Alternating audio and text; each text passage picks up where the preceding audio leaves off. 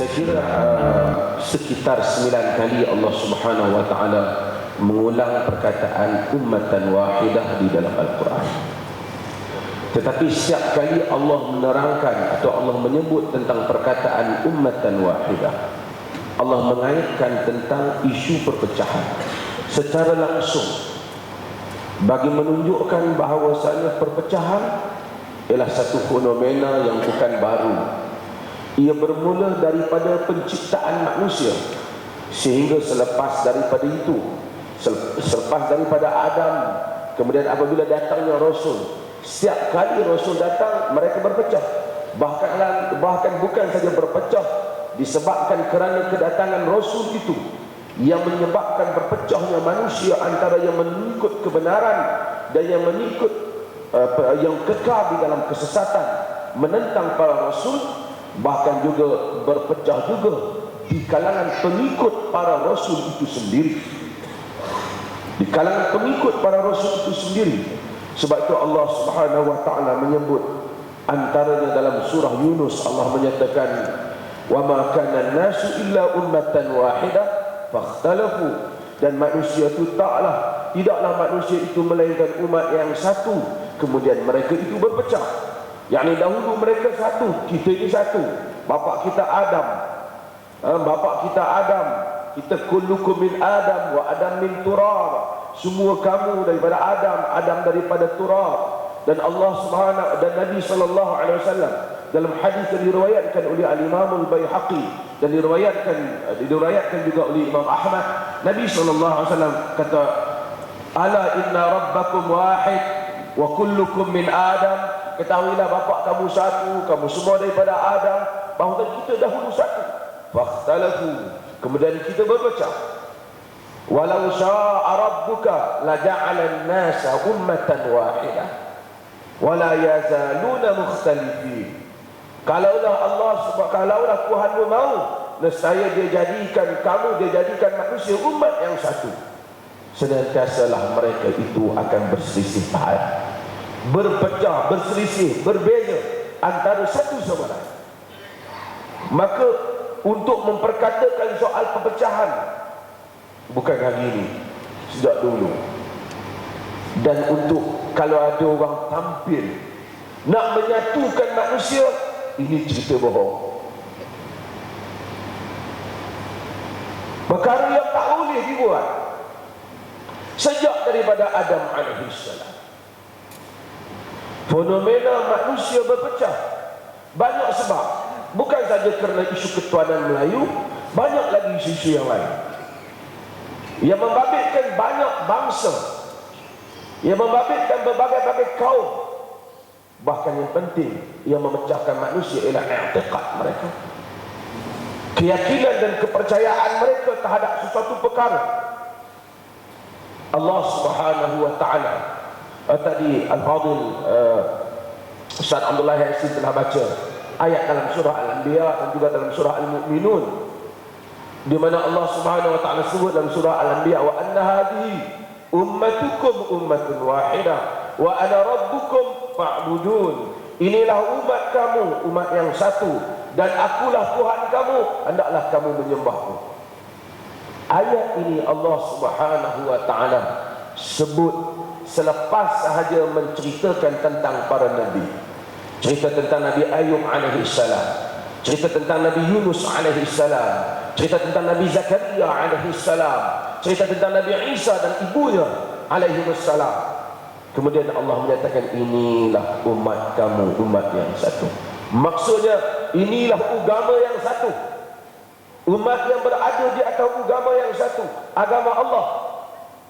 Kemudian Allah Subhanahu wa taala kata, wa taqatta'u amruhum bainahum wa kullun ilaina raji'un. Kemudian mereka itu berpecah-pecah urusan mereka, dan mereka semua kembali kepada kami. Memang semua pengikut Nabi, tetapi selepas itu berkelahi. Semua klaim kata bahawasanya dia ikut Nabi. Maka jadilah berbagai-bagai dalam Kristian, entah berapa banyak mazhab. Kalau sekadar perbezaan biasa, tak apa. Berbeza sehingga menganggap pihak yang satu lagi tidak Muslim ataupun tidak lagi menjadi pengikut Rasul. Sebahagian dakwaan itu benar, sebahagiannya melampau, dan sebahagiannya memang menyeleweng. Hatta dalam surah Al-Mu'minun, apabila Allah Subhanahu wa taala menyebut tentang para rasul, ya ayyuhar rusul kulu minat thayyibat wa'malus salihah, wahai rasul, makan yang baik, beramal dengan amalan yang saleh. Kemudian selepas daripada itu Allah Ta'ala kembali sebut macam mana dengan apa yang disebut. Karena sebelum itu sebut cerita-cerita para rasul, dan kemudian Allah sekali lagi menyatakan wa taqatta'u amrahum bainahum zubura wa kullu hizbin bima ladaihim farihun. Dan kemudian berpecah-pecahlah mereka dalam urusan mereka, berbagai-bagai pecah, zubura, macam-macam pecahan.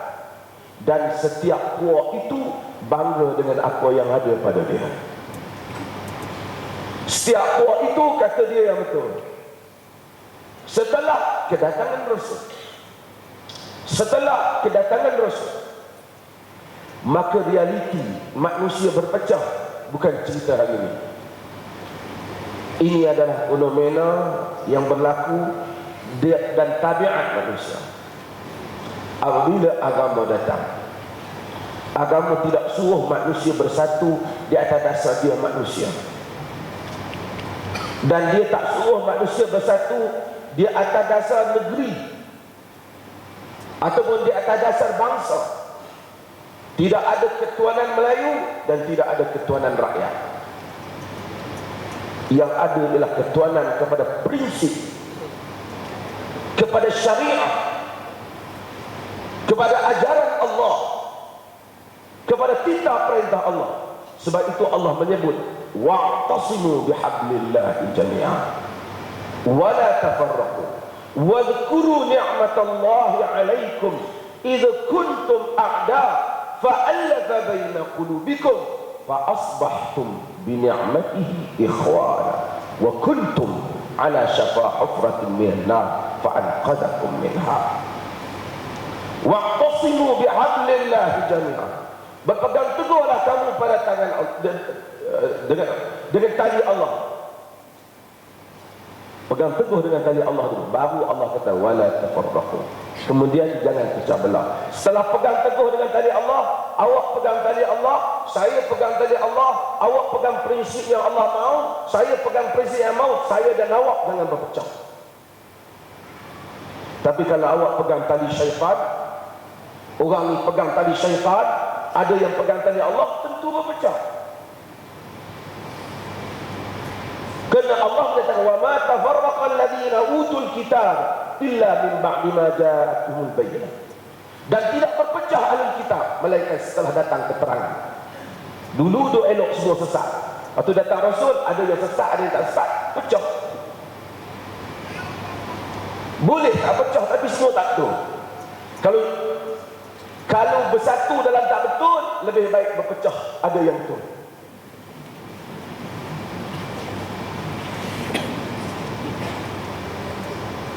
Kerana baliknya manusia balik kepada Allah. Maka Allah Subhanahu wa ta'ala wa'tasimu bihablillahi jami'an wa la tafarraqu wa dhkuru ni'matallahi 'alaikum, dan ingat nikmat Allah kepada kamu. Idza kuntum a'da fa'alafa baina qulubikum, ketika dahulu kamu yang bermusuhan, lalu Allah mendamaikan antara jantung-jantung kamu. Fa asbahtum bi ni'matihi ikhwana, maka jadilah kamu dengan nikmat kurniaannya kamu itu bersaudara. Ini agama. Kemudian di atas dasar ini agama bergerak. Agama nak dua benda. Agama nak manusia pertama berpegang dengan tali Allah. Kedua, agama nak manusia jangan berpecah belah. Kalau orang kata jangan berpecah belah, biar tak pegang dengan tali Allah, tak betul. Kalau orang kata kita pegang dengan tali Allah, kemudian kita pecah belah, tak betul. Dua perkara ini. Maka dengan itu, apa yang kita perlu buat, kita perlu imbang. Pertama, semasa pegang dengan tali Allah, kita kena lihat berapa luas tali Allah itu. Jangan kita anggap kita je tali Allah. Mungkin orang lain juga pegang dengan tali Allah. pada perkara yang boleh ditafsirkan, ada tafsiran yang lebih luas, maka kita cuba cari tafsiran yang lebih luas. Ada ruang yang Nabi beri, yang syariat beri, yang luas, maka kita terima ruang yang luas itu. Maka ada ruang kita berbeza. Dan Nabi SAW ingat, dalam macam mana perbezaan pun, Quran kata innamal mu'minuna ikhwah, orang beriman bersaudara. Siapa yang kata la ilaha illallah Muhammad Rasulullah, dia saudara kita. Kita mungkin berbeza dengan dia, kita mungkin kata dia salah, kita mungkin juga menyatakan awak silap dalam semua perkara ini, perkara-perkara berikut, kerana bercanggah dengan nas-nas tertentu. Tetapi kita tak akan menghukum kafir atau mengeluarkan seseorang yang masih lagi berpegang dengan la ilaha illallah Muhammad Rasulullah. Kita mungkin mengkritiknya, berbeza dengan dia, tetapi jika dia mati dia la ilaha illallah, kita menunaikan salat pada jenazahnya, kita mendoakan Allah mengampunkan dosanya, dan kita tidak memutuskan hubungan ukhuwah Islamiah dengannya hanya kerana perbezaan pendapat. Ini membezakan jalan sunnah dengan jalan ahli bidah. Dia lebih luas, perhubungan ini lebih luas. Saya tak tahu pengurusi tanya tentang satu Malaysia. Ini semua adalah slogan-slogan yang akan muncul berdasarkan kemunculan ahli-ahli politik. Bila datang satu Perdana Menteri, dia cakap Islam Habari. Datang satu Perdana Menteri, dia cakap satu Malaysia. Besok saya pun jadi satu apa, saya tak tahu nak cakap ni. Jadi ini istilah baru.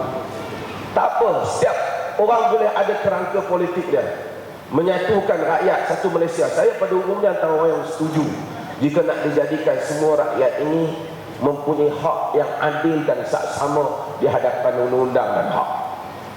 Tak apa, kita setuju. Cuma tak adalah salam satu Malaysia. Salam ya, Assalamualaikum warahmatullahi. Ustaz-ustaz masuk dalam TV pun dia lebih pada orang politik ni. Oh, salam satu Malaysia. Oh, cukup lah. Kipas sikit sudah.